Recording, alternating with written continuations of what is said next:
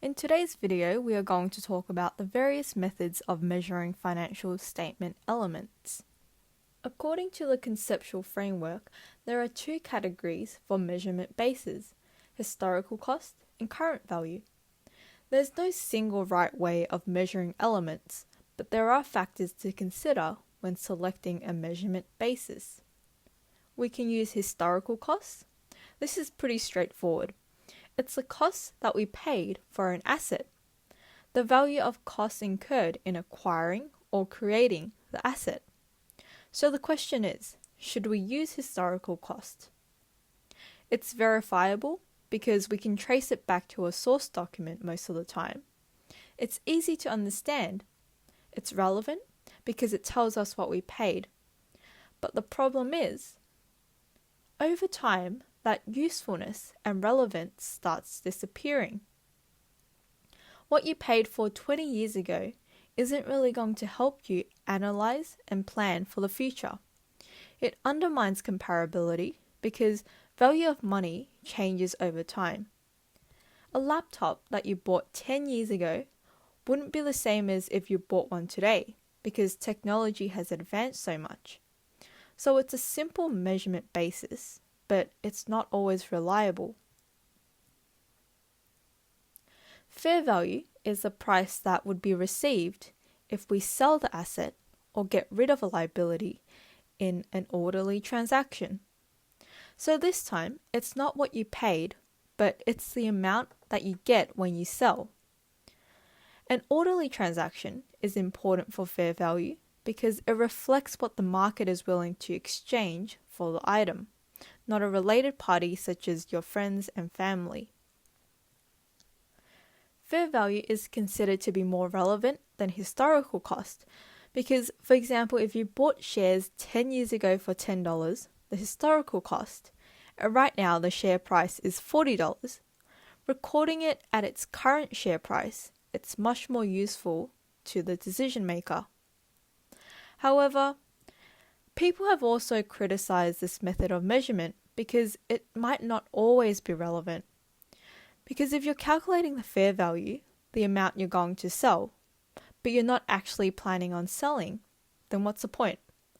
It's not really telling the story of that value because you might be planning on just using the asset.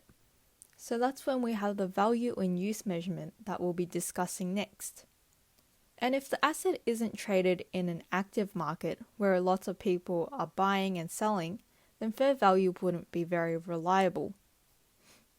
Now let's have a look at value in use. This is the present value of cash flows that you expect to generate from using an asset.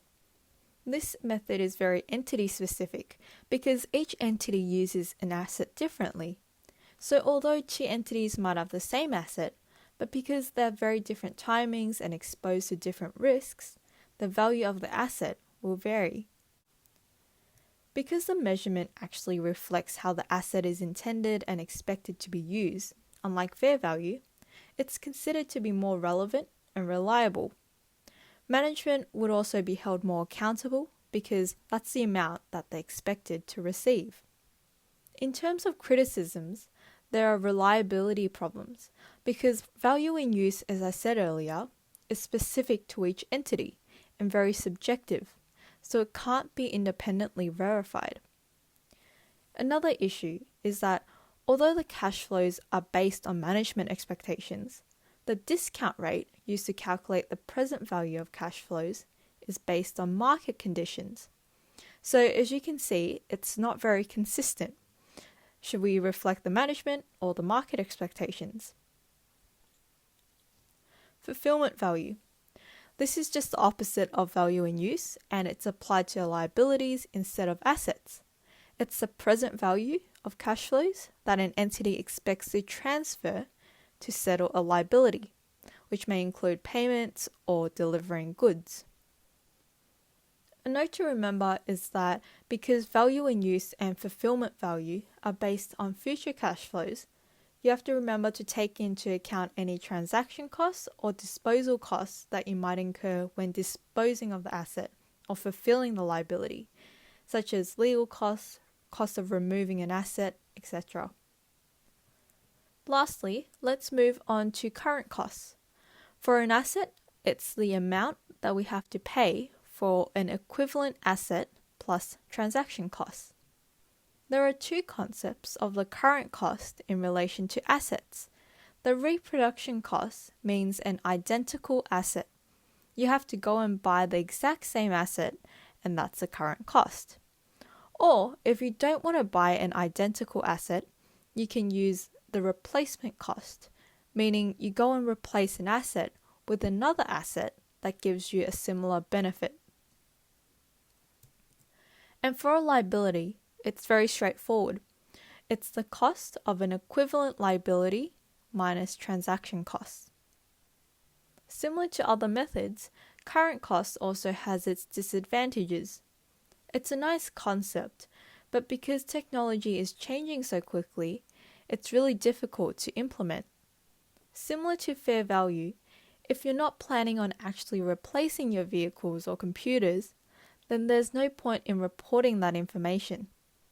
It's often not very reliable and comparable because it's subjective and it depends on the management's expectations and strategies.